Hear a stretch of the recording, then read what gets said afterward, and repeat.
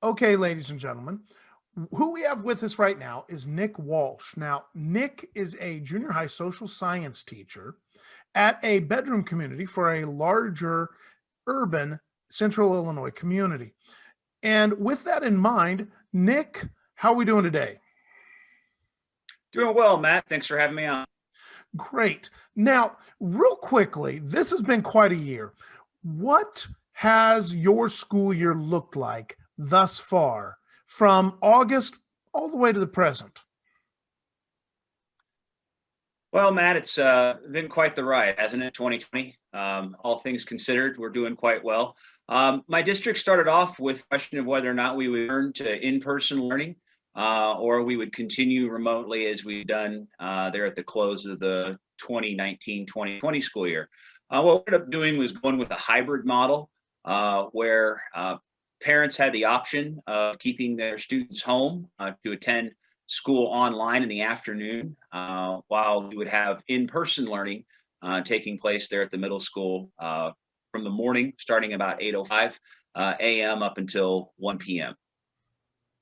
So, the students that chose to be remote were, or who were quarantined or who had contact tracing, things like that, those students would attend an afternoon session led by your school's instructors. Correct. Myself and the other members of the seventh grade team would meet with our students remotely, usually through Google Meets and or Zoom, depending on the teacher's preference. The district didn't tie us down to any one format that we had to follow.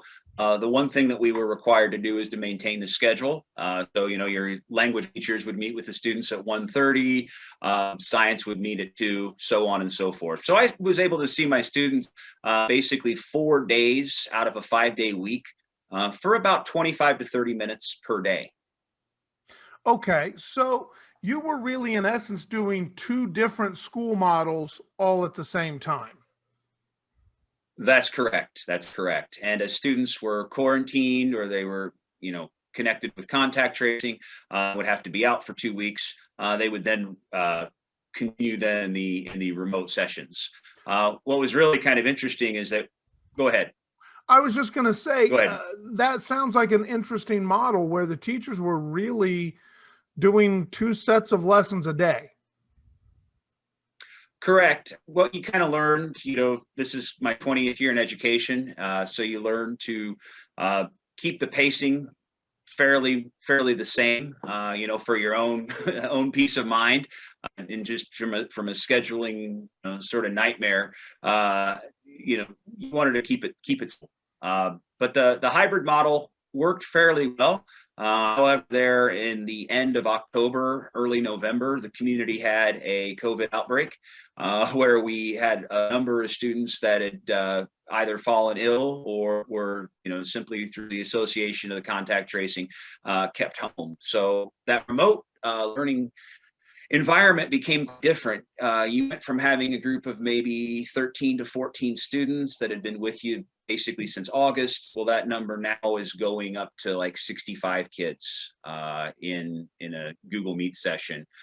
So that was sort of hit or miss. I think if the situation would have increased, if the situation would have been a sort of if the situation would have been something where we would have seen our numbers increase, I don't know if our current remote learning plan would have been sustainable.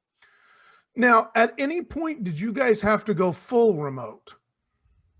Yes, we did. Contact tracing incident that I was talking about there from October to November, the district was out for a little over 2 weeks, where teachers would come in, basically going through our morning, having sort of an office hours sessions, having sort of an office hours in there with student by appointment, and then you would begin teaching your remote schedule then that we'd had all year. You'd continue teaching that remote schedule in the afternoon.